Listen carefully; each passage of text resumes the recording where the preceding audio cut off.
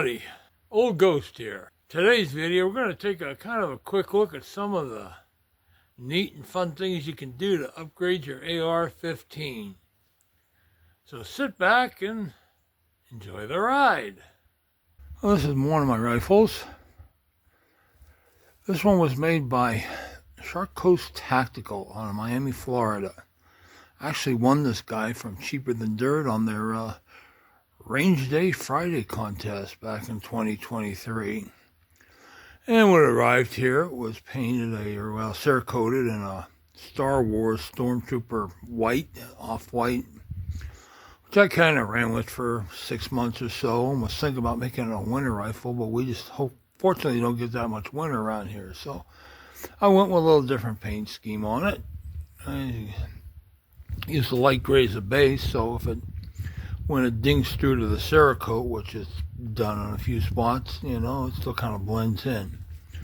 But some of the updates I've done on it is this imitation Harris bipod.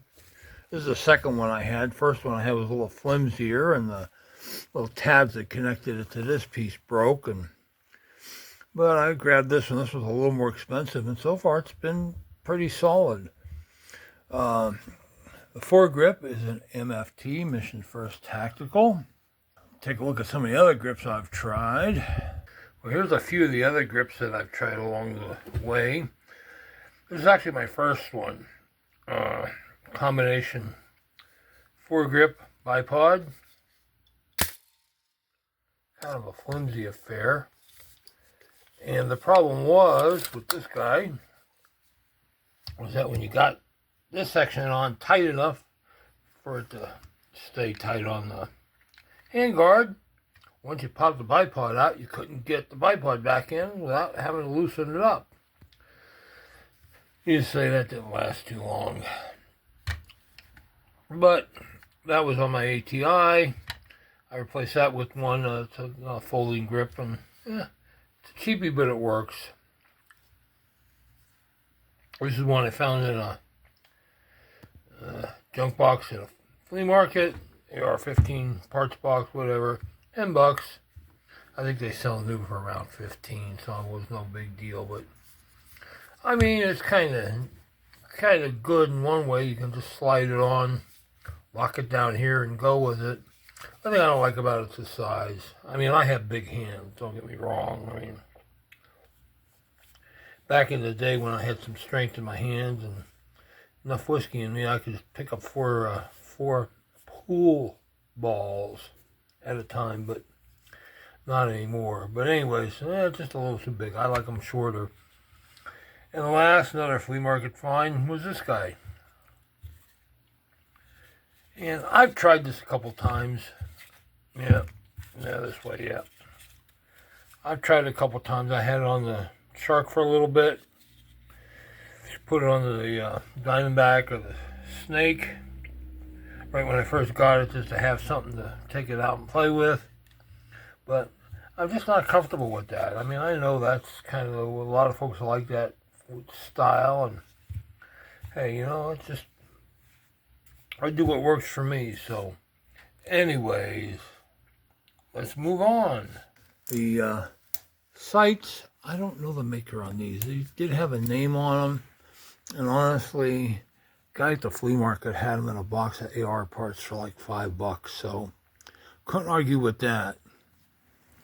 The scope is a recent addition. This is a center point, 3x9.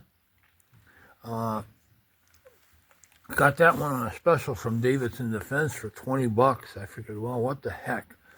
I just did get the risers, added those on.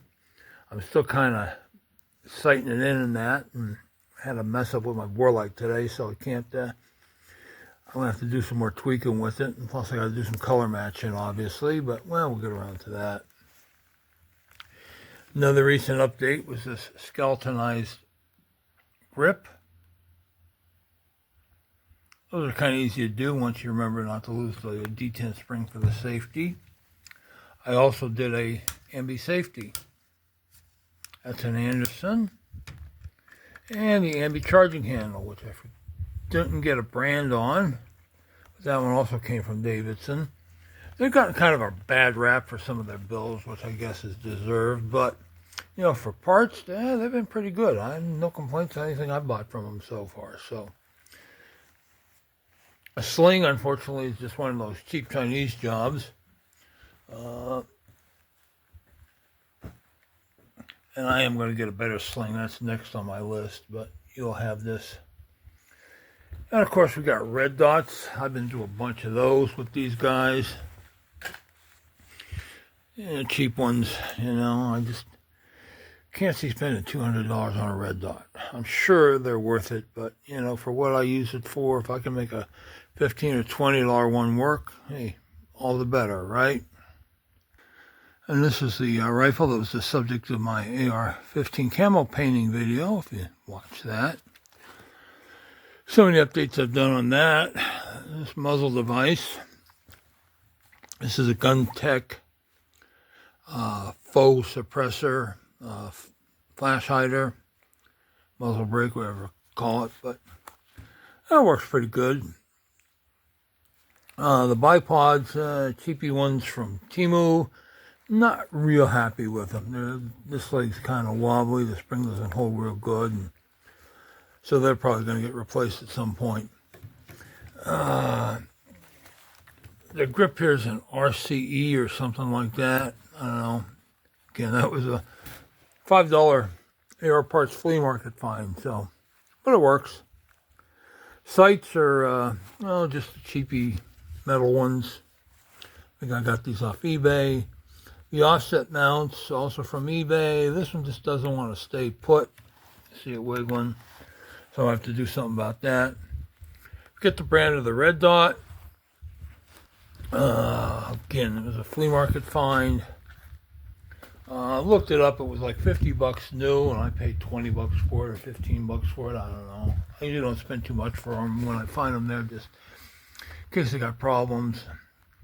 But it's not too bad. I keep trying to get it perfectly dialed in, and it keeps moving around, so it's never going to be 100% perfect, but hey, you'll have this, right? One thing I do like about it is you can adjust it. These actually are the adjustments. You don't have to take them off and do the screwdriver bit with it. This guy already came with a ambi charging handle, and I'm going to do the ambi safety on it. Just haven't gotten around to it. And of course, again, another one of those Chinese type slings. I'm going to be replacing this one too. So, anyways, you know, you can do a lot with these guns and not have to spend a ton of money. And hey, it's better make a bunch of cheap mistakes than make a couple expensive ones. That's for sure. Here's the result of the 50 yards today. This is the shark with the scope. Makes a offhand and from the bench. Ammo's makes a 193 and M855, which everybody hates, but both of them PMCs. This one here is the snake or the diamondback. Same thing, bench and offhand. But he says, well, you know, as far as I'm concerned, it's called target practice, not target perfect. So, off to see the 100 yards. And here we have the 100 yards. Low shots on this target. Me trying to get it sighted in, but once I got the scope, figured out where the scope was going, the shark did pretty well. Snake, on the other hand, I was having a little problems figuring things out, since I said before my bore lights was not functioning today, but I still managed to get most of my shots on the paper. A few went low. You can see the bottom ones there, and a couple went high, and hey.